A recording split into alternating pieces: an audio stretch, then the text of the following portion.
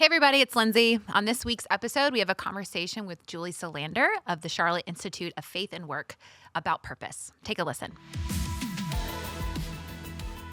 Charlotte Institute for Faith and Work was founded in 2019. I would love to come and say that, gosh, this has always been my passion and something I wanted to do, but it is quite the opposite in some ways. I think the path that led me here, I have a very eclectic background. I had time in corporate America, both in banking and in HR, so the business side of things and the people side of things. Was at home for a long time, ventured on my own for a little bit, did some coaching. But a through line of that was understanding kind of how business worked or the world worked, and then how people worked, how that intersected. But I had lots of questions along the way. And at every turn, life is full of unexpected turns on the bingo card. Yes. And particularly at those turns, whether it be leaving work in corporate America or a number of others, lots of questions stirred in me. So I started asking questions about calling and vocation and work and what was work and what wasn't work and what was my role at this particular point in time, and kind of led me down a path of discovery. Along the way, I would have conversations with people to say, gosh, wouldn't it be great to have a place to think about that and to think more deeply about that? And a number of occasions would say, and you need to do it and I'll help you, because I had no interest. You were telling these people. I mean, there are a few particular That's conversations excellent. that come to mind. That's funny. But as the Lord does, very unexpectedly one day in October of 2019, I was introduced to someone who was actually leading this kind of an organization in another city. And it's like the Lord said, by the way, this is what you've been talking about for 5 years. I had no idea there was a larger ecosystem. I had no idea there was really kind of founded out of Center for Faith and Work in New York that was 12 or 13 years old. So I had, wow, this already exists out there. That's cool. We're kind of standing on the shoulders of giants in that space. So with that, and New City being one, along with 3 churches and a handful of families that felt like this was important work, we launched in the middle of COVID. Oh, goodness. Wow. Which was an interesting time. I was going to say, what was that like? Well, it was actually a great time because if we have preconceptions about work and life and separation, all of that was tossed upside down, right? And so I think people are asking bigger questions than maybe they normally would about those things. And so in some ways it was very timely. There was just a real eagerness and renewed questions about how I spend my days and what is work and what is valuable work when we think about who were the workers that were invaluable. That's good. So, it ended up being a great time. Well, tell us, what's the mission of Charlotte Institute of Faith and Work? Yeah. What do you guys do? Yeah. We exist to equip people to experience God and to serve others through their daily work. Love. Yeah. And an interesting twist on that. Originally, it was experience people to serve God, and we do want to serve God, but I also think as we go through this work, God is existing in all of our work, and for us to experience Him, He's not always asking us to do something. Sometimes He just wants to show us something about Himself or about ourselves. We do that in a number of ways. Kind of our framework is that there are 3 main pillars. One is to think biblically. What does Scripture actually say about work? Most of us have an anemic view of work. We think probably too little of how we spend our days. And I should pause. We define work as anything that is not rest or leisure. Okay. So doesn't have necessarily come with a paycheck. It may not exist in an industry. So if it's not rest or leisure, then that is work. I love that. Can you give some examples? Sure. If someone is a stay-at-home parent, that is work. It is often not rest or leisure. Yes. If someone's caring for an elderly parent or serves on their neighborhood board, those are all examples. Those are purpose-driven things that the Lord has called them into very specifically to do good work, but also to experience Him, to experience the work that He is doing if we pay attention. Yeah, and I think that's an invitation that He gives us. Yeah. I'm just curious, has anything surprised you in the last 5 years of this work? That's a great question. I think I am surprised by how, I've used the word anemic, Yeah. but I think that is true. I think my experience has been if someone is a stay-at-home parent or if someone is leading a very large company, how quickly we go to the broken side of things in conversation. People are almost apologetic when they find out kind of what we do. There's an assumption there that, oh, that means I should be sharing my faith at work. You're like, maybe? Sure, maybe. Maybe. But that's a pretty narrow view. Yeah. Or I should be working so that I can give money away. Yes, that's a great thing. But again, it's an anemic view as opposed to the Lord is doing great things in the world, and he's actually inviting us in a very specific way at this particular point in time to join him in what he is doing, which the really fun part of what we do is when people start to grow in that imagination and start to realize that there's actually more here. So part of the goal for our work is that people shift from I need to have purpose coming from that work to actually the Lord is calling me to bring purpose into whatever I'm called to do today. Yeah, that's good. Which is a very distinctive and important shift. Yeah, that's really good. Mm-hmm. I think for me, and we'll get into this with misconceptions, but I would kind of used to view my maybe purpose or calling through, like I don't really have any marketable skills. I don't really have any tangible like side hustles or things that I could put on a resume or sell. And so I remember that being a mindset that I had and then had a shift. I don't remember when, but that, I feel like I'm good at encouragement. Like I enjoy encouraging people and coaching people in some ways. And then I think one of my callings and purpose here on earth is to create safe spaces for people. I feel really passionate about that. And that's through groups as the community director, but then also just in my personal life. I love opening my home, creating safe spaces. And that just feels very purposeful to me. And so I know that was a misconception that I was having of purpose. Work was like, I needed to produce. I'm definitely a performer, a producer, and I like to accomplish things. And so I don't know if you come across that or if that's resonating with some of the work that you do, but that was a misconception was, I don't have any market. I can't make anything. I'm not good at this or good at this. The things I'm good at, are the things that, you can't really put in a box and sell, I'm curious, what caused your shift? I think going into ministry for one, and just being like, hey, what is this about being called to ministry and me wanting to give my time and energy to the church? What about that feels purposeful to me? What am I good at? And I think that is the question I would use. Like, what about this brings me passion and why does this feel like something that I'm really excelling in or really doing well in? So once I started to examine that, I'm like, I think I really enjoy sitting across from someone and looking them in the eye and hearing their story and listening and all of these skills. And then I started to learn more about leadership, and what does it mean to be a good leader? And it was listeners, like leaders are learners and they're listeners. And so I think that was the shift over time. Just, this is what I feel. I feel a lot of purpose in the work I was doing. And so it kind of started to take away some of those. Yeah. So that's a good question. What I love about what you shared is what you have shared can be transferable. Yes. That can show up in a million different ways, right? It can show up in friendship. It can show up in family. It can show up in paid work. It can show up in volunteer work.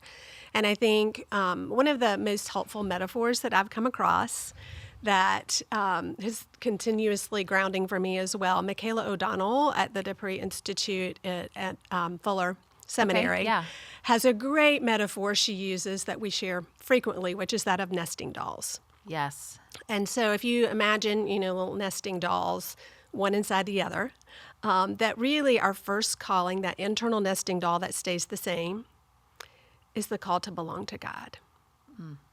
That's really at our core, that is the highest, truest thing about us, is that we are called to belong to God. We are called to follow Jesus. And I think most of us would nod and agree with that. But gosh, I do this for a job. And I forget daily that really that is my first calling. And so if I can rest in that and trust that he is more concerned with who I'm becoming than with what I produce or do, the pressure's off a little bit. So the first, the call to become and to follow. The second is the call to create. The first thing that we hear about God, that we know about God in Genesis 1:1, is that he is a creator. And we are created in his image. And so what you just described, you have been gifted at creating safe spaces. That's cool. That's a creative act. That is reflective of the Father. You are creative in conversations. And so I think, again, for us to pause and consider, okay, but I'm just a banker, or I'm just a fill in the blank. Maybe, but pause, there is creational good present in that. And so for us to identify, okay, what part of what I do is creative? If you work on spreadsheets all day, you are bringing order out of chaos. That is reflective of the Father. And I would argue there are aspects of that will last into eternity if they are reflective of the Father. So the second is the call to create. The third is the call to participate in Christ's act of redeeming all things. And so there's brokenness all over the world. There's brokenness in my story and in your story and in our workspaces, in our homes, in our communities. But the Lord is calling us to pay attention to that and to use whatever gifting he's given us to help actually participate in the redemption that is ongoing. So that can look in a lot of different ways. And then the fourth, by the time you get to the last nesting doll, that's all the particulars. And so that can show up in a lot of different ways. I think one of your earlier questions about what surprises me in our work, most people come to us with questions about the particulars. Should I take this job? Should I move? What am I what's best for my resume, right? I want a different job. Maybe. Should I go back to school? And all of those are important questions. We have to deal with those for certain and make choices. But I've found that if we stay on the outside and live on the outside, and the inside of the nesting doll is hollow. And so the outside carries way too much weight. So we try to point people back to, okay, let's start with who has God created you to be, regardless of how that plays out practically. That's so good. It's been very helpful. I'm such a visual person. So I could see these dolls. We had some growing up in my house. I don't know where we got them, but and what I hear you saying, Julie, is really the core is identity, right? And and belonging, and there's so much really just there's such a connection between identity and purpose. Yes. Would you say that? I would, and I think where it gets tricky is that many of us start on the outside around purpose, and then we work backwards toward identity, so the identity gets misshapen. How so? If we are focused on what's the right job or the next job or I don't have marketable skills or all of those things, then we're working our way backwards. And so our identity becomes reflective of what we do or don't have. In some ways, we're just mimicking the culture, I think, which is, what is our world value, what we do, how productive we are, how successful we are in whatever we endeavor. And if that's our measure, that the kingdom is always upside down. Yes. It's always, the Lord's measurement is always different than ours. And so there's just a security around, you know what, I'm a child of God, and it may all fall apart on the outside of the nesting dolls, but that doesn't change what is at the core. Yeah. So I can proceed and, okay, Lord, where have you given me agency today? Like, what is within my sphere of influence? Do I see the creational good? Do I see the brokenness? Where are you calling me to potentially to help the good flourish or to mend the brokenness? But that, a second pillar, I'd mentioned the thinking biblically, the second pillar that we really try to help folks understand is, what does it look like to attune to spiritually to what God is doing in the world? Because goodness, I mean, you can pull up the news stream. There's brokenness everywhere. It's overwhelming. There's brokenness in each of our lives, which can be overwhelming. It is not always my time or my place to actually take part in that redemption. So there's a discernment that is, okay, what does it look like during my day to be attentive to the Spirit? That's good. And that is sometimes a difficult thing to do. And then the third piece that we really try to help people understand is, what does it look like to do work that is redemptive? And that it includes dealing with the brokenness of systems and the brokenness of people. That's good. And spirit. This is really speaking to me, Julie, because I want to do everything. It's like, okay, I like to solve all kinds of problems. So anyway, that's helpful even for me personally. Yeah. So at New City, and I want to tie this back to the nesting doll, but Sure. we've kind of defined purpose as living out your unique contribution to God's kingdom and then guiding others to do the same, which I love that. I love that definition of purpose because I love that everyone has a unique contribution to God's kingdom.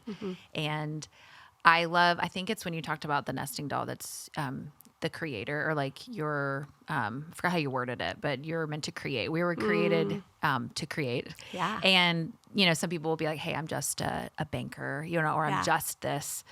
But we all have a unique contribution. Would you say there are just common misconceptions to that understanding of purpose? And, maybe you've described those already, but are there any more misconceptions that you're running into? Sure. Well, I come back to, I think sometimes we feel like there is one right thing. Yes. What is the right thing that God wants me to do here? And so we spend a lot of time and energy scrambling, trying to find the right thing. Yes. Me me. included, right? Yes. What does God want me to do here? And to me, that's a misconception, because we always have to start at the nesting doll. The questions we ask, I think we should pay attention to, because they reveal a lot about what's going on in us. Like, how would it look differently if you and I would ask the question, okay, well, what is God growing in me? What is he teaching me through this? Let me start there. I think if we started there, we would have a much more solid ground in terms of the other questions, which are important, but we're coming from a place of groundedness, not a place that's scrambling to find the right answer like we're trying to solve a puzzle. That's too good. Yeah, that's really good. It's hard. It is hard. How would you say the gospel helps correct these misconceptions? That's a great question. Well, if we really believe that the gospel changes everything, I think sometimes we have a truncated view of what that means. In Colossians talks about Jesus coming to reconcile all things to himself. And so if we believe that really all that matters is, which is big, right? Salvation, personal salvation. Of course that matters. But if we stop there, I feel like we are limiting the power of the gospel. We started off in a garden and we end up in a city. Revelation talks about the kings bringing their splendor in.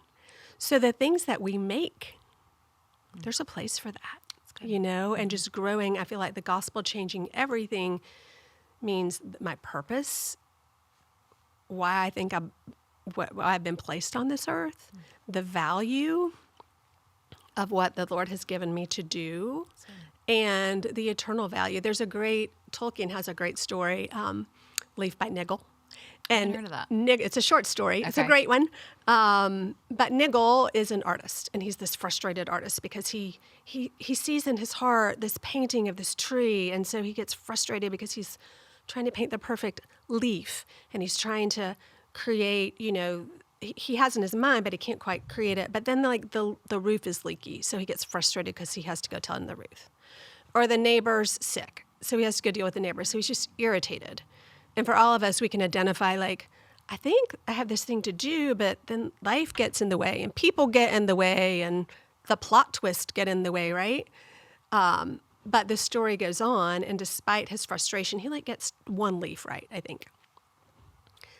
But then he goes on a long journey, which is death, basically. And when he gets to the other side of his long journey, he gets there and he sees the tree, the fullness of the tree he'd imagined. And he says, there really is a tree. And so I think the gospel says we see dimly here and that God is up to more. But the things that, we get frustrated by in the everyday, some of that is going to outlive us into kingdom purposes. And so to not be frustrated or disappointed, and just trust that if we are attentive to the Spirit and the Spirit's work, that He's going to do what He wants with it. I think another misconception is that we will see the fruit. That's good. Yeah. And we might not. We might not. And we might see what appears to be opposite of the fruit. We do not know. Our ways are not His ways. And we don't know what He's working secretly. Like, that is not mine. And I can't judge by that. Or I'm going to be frustrated, disappointed. And so, you know what? It is understanding who I am created to be, asking the questions. Okay, Lord, what do you want me to pay attention to? How are you growing me? And then what have you given me in my agency? So often we look at the things that we can't control, that seem too big, or my job is too small, or however I spend my days is insignificant, as opposed to, okay, Lord, what is within my realm that you have given me? And then what are you up to here? Yes. And then how would you like to invite me to join you? It's good. I love those questions. It's just bigger than us, but there's just something bigger that's going on. Yeah. You know? That's really great, Julie. Yeah. Yeah, thank you. There's something to be said of, Yeah. you know, after the first 6 days of creation, and then got arrested. So like we were called to stop and just pay attention to what God is doing. And then we can join Him. I love that. That's really good. How would you define your own purpose or your own unique contribution to God's kingdom? Wow, you're turning the tables on me. Yes, Julie, tell us. Oh gosh, I'm not prepared for that one. I think I am learning. I am learning to sit in the first nesting doll. I am learning that it is not about what I do or how the things that I do see in the world, that somehow the Lord is up to something more. And so I'm kind of on this journey of, okay, what does it mean to be a child of God? And then if I can't find my purpose there, I'm going to be very limited in terms of, He's kind enough to invite us in to participate in other things as well. But yeah, I think sometimes He has us stopped in seasons where, I hope that's not a disappointing answer. That's a true answer. No, not at all. But that He has us in a, That's you know great. what, just sit with me for a while. I love that. Just sit with me for a while. Yes. And that is your primary purpose. And by the way, there's some other things that I might invite you into. I also think that equips us to walk more honestly with other people who are struggling with the big questions of life, as opposed to the quick, here's your gifts inventory. And you're like, and I do all that, the assessments and all of those things, which are helpful, but they're really secondary, I think. Yes. Well, thank you for sharing that. Yeah. But I just love, because I can tend to focus on the outer, the particulars. You know, what's my job? What am I doing? And I love that you're saying it starts with something bigger, and it starts with belonging and sitting and pausing and being with the Lord and our identity and who God says we are, and you know, that kind of foundation. So I love that, and I love that you're in a season of, I'm going to pause and be here for a minute. So that's really great. Yeah. I just have a random thought as I'm sitting here, like listening to you talk. Sure. Particularly when you're talking about an anemic view of work and how we're all created uniquely, and it's easy to compare. I'm sure you kind of run into people who are like, well, I'm just this, you know, like you were saying. And I think when you said spreadsheets, that's what it reminded me of. So I'm coming back to that. I'm coming back to those spreadsheets. Yeah. But I think for me, my brain is very systematic and very analytical. And I see things through process. I love processes. I love systems. And I love organization. So all of those things, I love it. And that's the way I approach a lot of situations. And I think for a while, it didn't quite feel like, it felt more annoying, or it didn't quite feel like relational, you know, because I would just approach things through a process mindset. But I had a leader in my life, my manager at the time, say, if you win with process, you win with people. And that gave so much purpose to the way my brain, that's just the way my brain is. And I really felt affirmed, of, hey, the way you see the world and the way that you see situations, it's purposeful and it actually creates belonging, and so I'm like, I will create this spreadsheet in alphabetical order, and because it makes people feel like they belong and they don't feel lost. There's so many things, but that helped.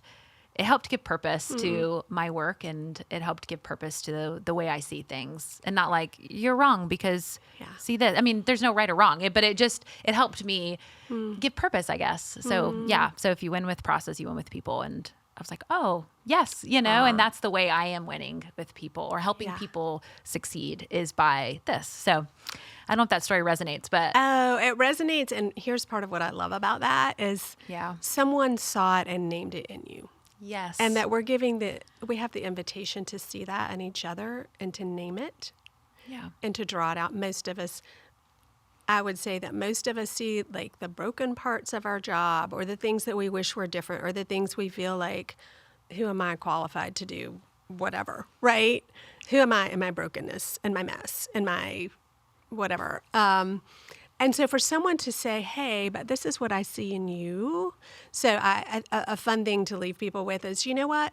When you're sitting across from someone, particularly a non-believer, it is incredibly powerful to call forth, you wouldn't use these words, but the creational good. So to say to someone, you know what? Think about what you do. And in terms of what would happen if the people who are very process driven didn't exist, right? Think about all the things that would fall apart, right? That there's such dignity in that. I think often we separate believers and non-believers in work. And I think, you know what, there's common grace. The Lord reveals things through non-believers to us all the time if we're paying attention. We have a lot to learn. And we have been given the good gift of calling forth, now that we have a framework, we can call forth that which is good and is reflective of God, even if we don't use those words. That's really good. And so it's just a gift to people, I think, to name and draw forth. That's really great. Well, kind of in a practical sense, what are some practical ways we can connect our everyday work with this ultimate work God is doing in the world? Yeah. I come back to the two, sort of the framework of seeing the creational good and the brokenness. And the reason that is helpful is that we start to pay attention. So we live in a banking city, for example. If I'm a banker, what does that have to do with, God's purpose in the world? Well, to really pause and think about where banking, as an example, is reflective of God's creational goodness. Well, without banks, we would be trading fish, and there would be chaos. And you think about banking as an industry, that is a way that God takes resources from in a perfect world, right? In the way that it is designed, takes resources from those who have it to redistribute to those who need.